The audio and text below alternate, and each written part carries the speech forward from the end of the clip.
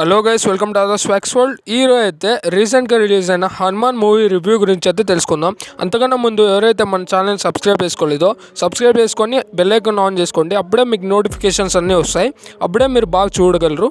And టాపిక్లోకి వెళ్తే, Hanuman movie రీసెంట్గా రిలీజ్ అయింది, directed by Prashanth Varma. And ఈ మూవీ అయితే చాలా బాగుంది. అండ్ నేను రీసెంట్గా చూశాను. And hero Teja Sajja almost అందరికీ అయినా తెలిసిందే. జాంబీ రెడ్డి, అద్భుతం ఇలాంటి మూవీస్తో చాలా బాగానే చేశారు. ప్రశాంత్ వర్మతోనే ఈ మూవీస్ కూడా తీశారు. చూడకపోతే చూడండి, అవి కూడా చాలా బాగున్నాయి. But in my point of view, ఆ మూవీస్ కంటే నాకు ఈ మూవీలో ఆయన యాక్టింగ్ అయితే నచ్చింది.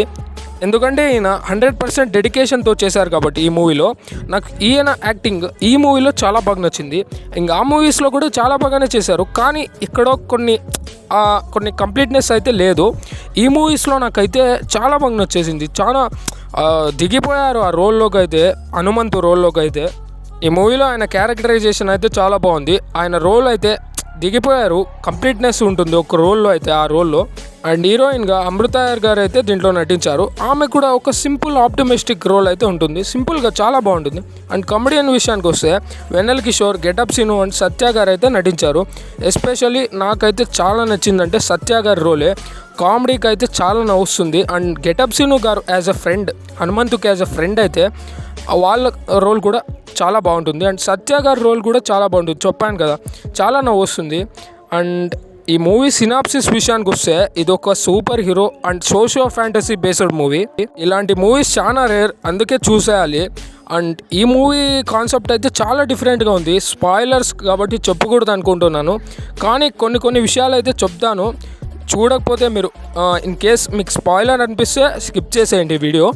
అండ్ ఈ మూవీలో ఒక స్పెషల్ డివినిటీ ఉంటుందబ్బా, ఒక స్పెషల్ డివినిటీ అంటే ఒక పాజిటివ్ వైబ్స్ అయితే చాలా ఉంటాయి, హై మూమెంట్స్ అయితే చాలా ఉంటాయి. అండ్ అబౌట్ ద స్టోరీ విషయానికి వస్తే, స్టోరీ ఒక అంజనాద్రి అనే ఊర్లో ఒక నార్మల్ పర్సన్ హనుమంతు అనే పర్సన్కి సూపర్ హీరో పవర్స్ వస్తే ఎలా ఉంటుంది అనే స్టోరీ సింపుల్గా ఉంది, కానీ దాన్ని తీసే పాయింట్ ఆఫ్ వ్యూ ఉంది చూసారా, అది బాగా తీశారు, సూపర్గా తీశారు.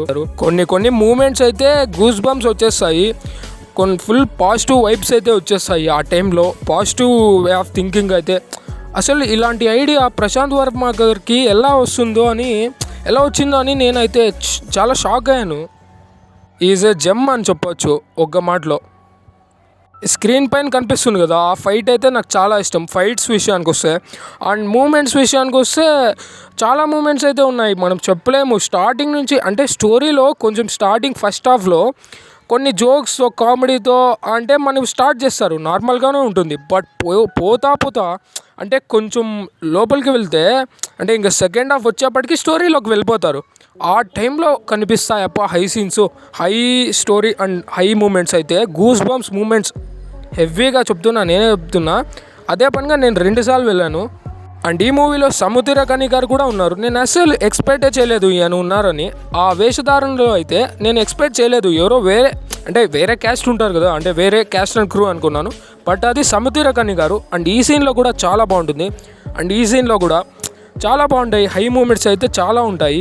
ఎస్పెషల్లీ ఆ నెరేషన్ అయితే ఏదైతే ఉందో, ఎవరు చేశారో కానీ వాళ్ళకి చాలా నమస్కారాలు అయితే చెప్తున్నాను. వాళ్ళకి ఓవరాల్ సెల్యూట్ అయితే, హ్యాట్స్ ఆఫ్ నిజంగా వాళ్ళకైతే. నరేషన్ అంత బాగా చేశారు. ఎస్పెషల్లీ ఈ షాట్ ఏదైతే ఉందో, అదే ఆ బుల్లెట్స్ కాల్చడం షాట్, కాల్స్తే ఆ ఫామ్ ఏదైతే ఉందో, అది ఫామ్ శ్రీరాముడిలాగా ఏర్పడుతుంది. అండ్ ఆ ఫామ్ పైన ఆంజనేయ స్వామి షాడో అయితే అండ్ రిఫ్లెక్షన్ అయితే థండర్లో వస్తుంది.